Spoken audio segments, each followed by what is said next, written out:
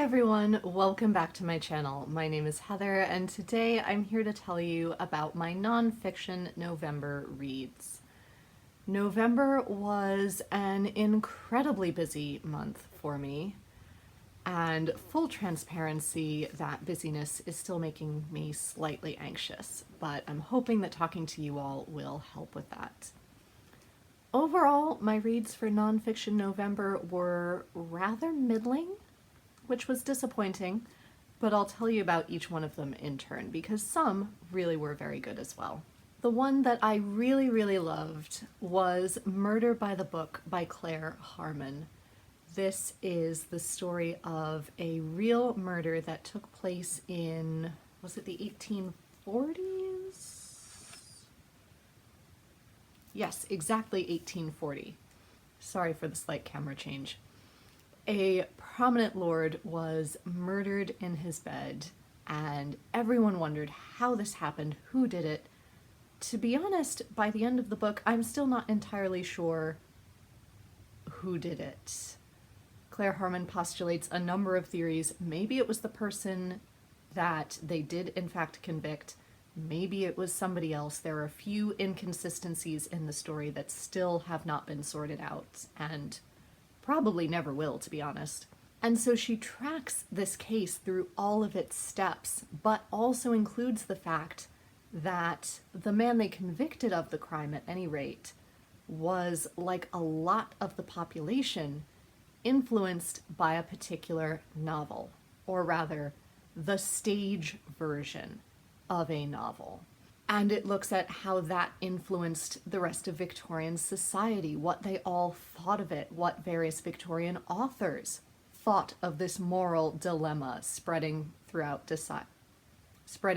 society, and how this case then possibly affected the rest of their work. I will also say, fascinating though the last chapter is, it does rather spoil Barnaby Rudge by Charles Dickens. So if you haven't read that, like me, maybe don't read this one yet. But it was very short, very succinct, but still gave you a lot of detail, and I really enjoyed it, especially coming right out of Victober.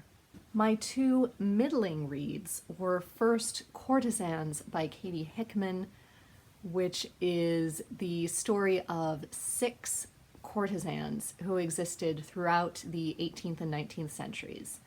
And each chapter is essentially a mini biography of that woman, and you follow them in chronological order. Some of them were relatively interesting because they were all women that I had vaguely heard of. Some of the chapters were less interesting, like for example Harriet Wilson, because I had read her memoirs for last Jane Austen July, so there wasn't a lot of new information to be added. But overall, because it focused on the 6 women in chronological order, Katie Hickman would then throw in other societal factors in the middle of one particular chapter. Issues like birth control and sex work safety, or other issues like politics of the time or fashion of the time. And it just felt a little bit, I don't want to say inconsistent because that's not right, but it didn't feel very balanced. It felt like we didn't get enough detail about any of the one things that she was bringing in, be it these women's lives or the various issues related to courtesanry, is that a word? That also factor in. So I'm glad I read it. I'm glad she highlighted these women's lives and the issues attached to them. I just feel like it wasn't organized in a way that felt good to me. My other middling read was The Secret Rooms by Catherine Bailey. This one I had such high hopes for because the premise is so intriguing, which is that the 9th Duke of Rutland died in his library. Well, not really his library, his archives, his office and archives. And when he died, his son ordered that those rooms be sealed. And no one was allowed into them until the year 2000, when Catherine Bailey was allowed in. She was researching a completely different book at the time. And the family let her come in and have a look through the archives. And she found in the family's letters that there were 3 chunks of time that were missing from the 9th Duke's life. And she became really intrigued by this, and the idea for the other novel went out the window, and she started exclusively trying to write this book to find out what happened in those periods of his life that he did not want discovered. That sounded amazing. They were also periods during and in the lead up to World War I, and so the book makes it sound like it's going to be this massive political intrigue, and I was so excited to see what that was going to be like. And it wasn't exactly that. The big reveal was kind of a letdown, and I was rather disappointed by it, but she did execute it beautifully. It pulled me in, it kept me intrigued. I was just disappointed by what the secret actually was. I was hoping for something a bit grander.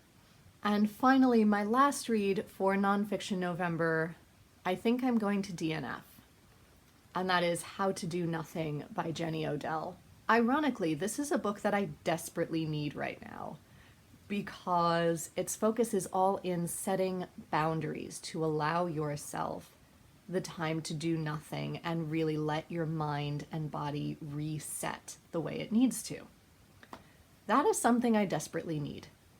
However, I do not have the mental bandwidth right now to read such a heavily technical book. Nor do I want to be reading through an entire chapter on the futility of trying to escape from society altogether and pulling out examples from Walden to Plato and Seneca to the 1960s communes. I don't want to hear about how all of those experiments failed in a variety of ways. I want practical things that I can apply to my life right now quickly. So while I'm going to DNF this, I may hang on to it for another year to see if it calls to me when I'm in a less stressful period of my life, and I'll make my decision from there about whether or not I keep it. But it is a good book if you're interested in this sort of thing, but it's just not right for me right now. And that was my very quick November wrap-up.